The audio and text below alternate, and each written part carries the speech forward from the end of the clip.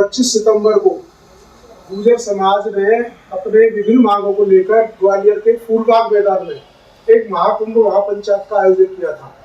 और उसमें अपनी जो हमारी गुर्जर समाज की विभिन्न मांग है, मध्य प्रदेश और अन्य जो पूरे देश में हमारे गुर्जर समाज की मांग है, उन मांगों को लेकर हमारा यह आंदोलन था।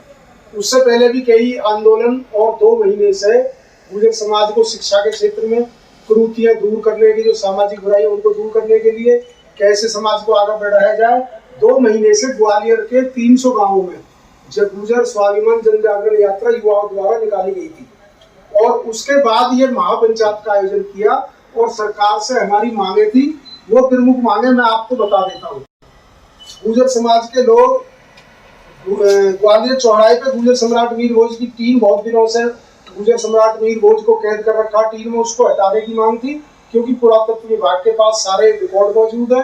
देश के 2 प्रधानमंत्रियों ने एक अक्षरधाम में गुर्जर सम्राट मीर भोज की मूर्ति का अनावरण किया, एक हमारे ग्रेटर नोएडा में पुरातत्व गैलरी विभाग में मोदी जी ने उस मूर्ति का अनावरण किया।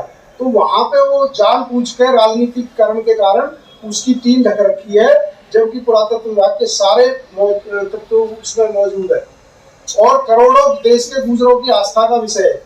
इसलिए इसको हमारी गुर्जर समाज की प्रमुख मांग थी। एक मध्य प्रदेश में भिंड में बौड़ेश्वर मंदिर से गुर्जर प्रतिहार शासकों का बोर्ड कुछ असामाजिक तत्वों ने हटा दिया, उन पर कोई कार्रवाई नहीं की गई।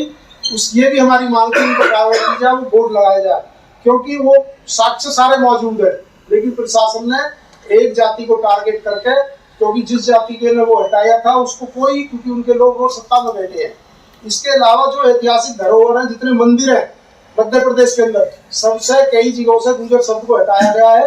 हमारी मांग थी दोबारा से लिखा जाए, क्योंकि वो सरकारी आंकड़े के अनुसार, पुरातत्व विभाग के अनुसार वहां लिखा गया था। एक फर्जी एनकाउंटर हुआ था आकाश गुर्जर का, उसको ना तो आज तक न्याय मिला है, क्योंकि वो अग्निवीर भर्ती में होना चाहता था, देश की सेवा करना चाहता था, लेकिन प्रशासन ने, पुलिस ने उसको बस से उतार के 3 गोली मारी, उसकी डेथ होगी।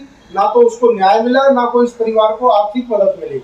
भारतीय सेना में गुर्जर रेजिमेंट की स्थापना की जाए, ये हमारी प्रमुख मांग थी। जहां जहां ऐतिहासिक इमारतों से गुर्जर शब्द हटाया गया है वहां पुनः लिखा जाए और ग्वालियर के थानों का राजपूतीकरण बंद किया जाए। हर थाने में लेकर टीआई से लेकर सीएसपी से लेकर तहसीलदार से लेकर एसडीएम से लेकर और डीएम से लेकर और एसएसपी से लेकर सब लोग एक विशेष जाति को तैनात कर रखे जो गुर्जर समाज का उत्पीड़न कर रहे हैं। गुर्जर समाज को संख्या के आधार पर राजनीतिक में प्रतिनिधित्व दिया जाए। इन मांगों को लेकर हमारे गुर्जर समाज के लोग पंचायत कर रहे थे।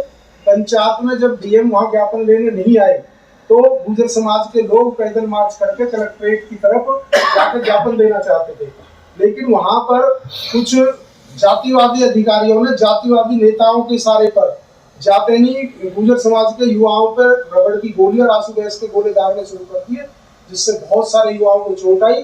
क्रिया की प्रतिक्रिया में कुछ सरकारी गाड़ियों में तोड़फोड़ हुई, लेकिन उसके बाद प्रशासन ने पूरे गुर्जर समाज के जितने वाहन खड़े थे सबको तोड़ दिया, लोगों की पिटाइयां की, लेडीजों को भी थाने में बैठा कर प्रताड़ित किया गया, उनके साथ भी मारपीट की गई। जो नौजवान युवा थे उन पर रासुका जैसी कार्रवाई की गई, उन पर इनाम रख दिए गए और कितने लोगों को पीट पीट के रात थाने में रखा और फिर गांव में जा जाकर जो घरों में बदतमीजी की गई, महिलाओं के साथ, बुजुर्गों के साथ बदतमीजी की गई, उनके जो निजी वाहन है वो तोड़े गए। और क्षत्रिय महासभा ने वहां ज्ञापन दिया था, जो राजपूत समाज के उसमें पदाधिकारी थे, नरेंद्र सिंह तोमर जो केंद्रीय मंत्री और क्षत्रिय सभा के अध्यक्ष है, राजेंद्र सिंह भदौरिया जो उसके महामंत्री है, उन्होंने ये कहा गुर्जर समाज के लोगों पे रासुका लगाओ। तो वहां का प्रशासन क्षत्रिय महासभा के दिशा निर्देश पर काम कर रहा, ना कि सरकार के पे, ना कि संविधान के हिसाब से, ना कि लॉ एंड ऑर्डर के हिसाब से। और वहां पर अब ऐसी आप धाराएं बताओ, जो नरेंद्र सिंह तोमर केंद्रीय मंत्रियों के सामने गुर्जर समाज का प्रत्याशी चुनाव लड़ रहा था, तो उसको रासुका में बंद करके जेल भेज दिया। तो क्या कोई किसी मंत्री के सामने चुनाव नहीं लड़ेगा?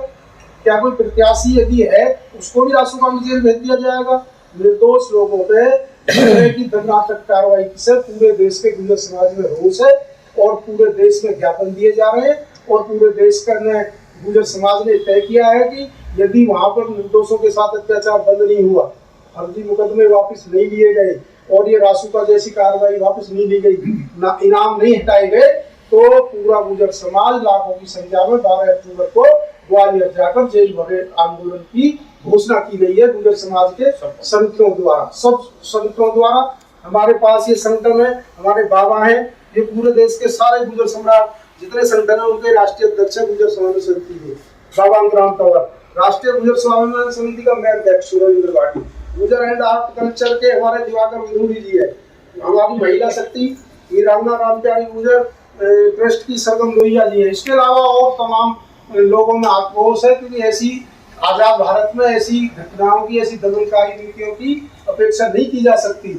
आदमी अपराध के हिसाब से उसको सजा मिलनी चाहिए, यदि किसी ने गलत किया है तो उसे सजा मिले, लेकिन उसके पास पुलिस पर साक्ष्य मौजूद। बाकी जो जाति है उसमें से किसका समर्थन आपको मिल रहा है? हमारे साथ हमारी किसी जाति से लड़ाई नहीं है। मैं आपको बताऊं, गुर्जर समाज अपने अस्तित्व, अपना राजनीतिक हिस्सेदारी और अपने इतिहास और अपनी संस्कृति को बचाने की लड़ाई लड़ रहा है।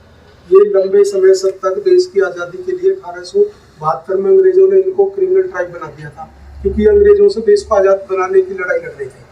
और देश आज़ाद हुआ 1947 में।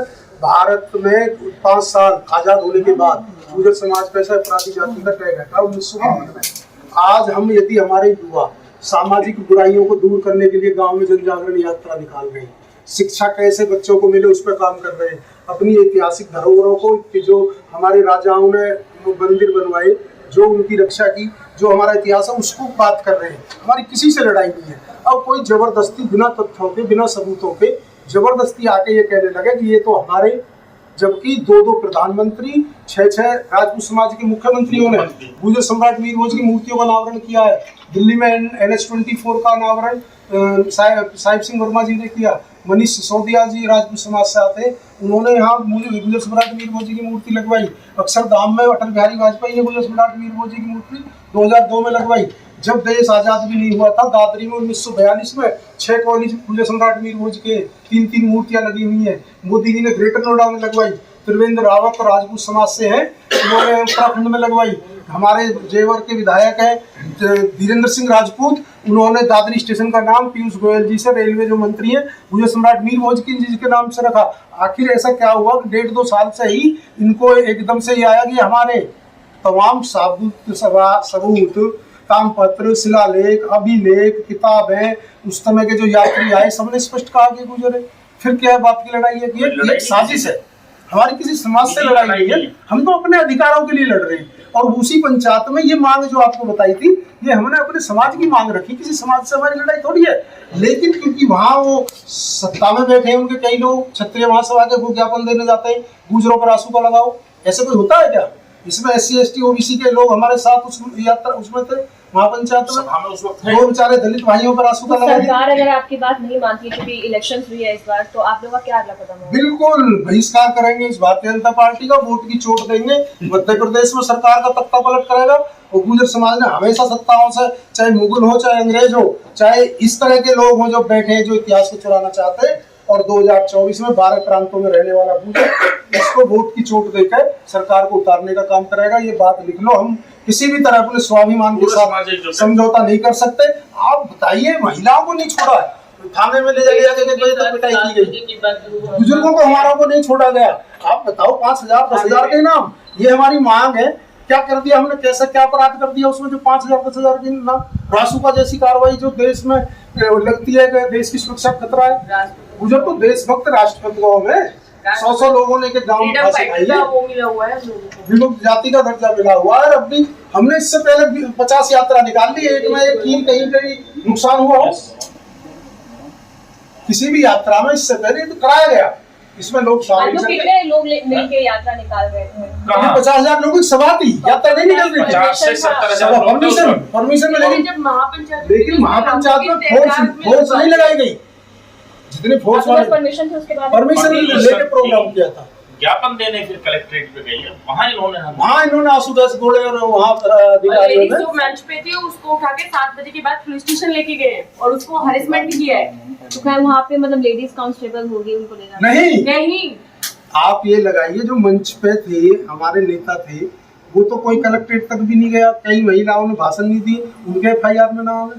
4 महिलाओं के नाम FIR में उन्होंने कोई स्पीच नहीं दी, कह दिया कि उन्होंने हेट स्पीच करी। 12 तारीख को आपने बात की, कितना समर्थन मिल रहा राजनीतिक पार्टियों की बात की जाए और समाजों की बात की जाए? हमारे साथ SC ST OBC के सभी भाई साहब थे, उसमें भी आंदोलन में भी गए थे, पंचायत में भी गए थे, जेल में भेजे गए और बाहर से सब लोग समर्थन दे रहे हैं। ऐतिहासिक ये जेल भरो आंदोलन होगा।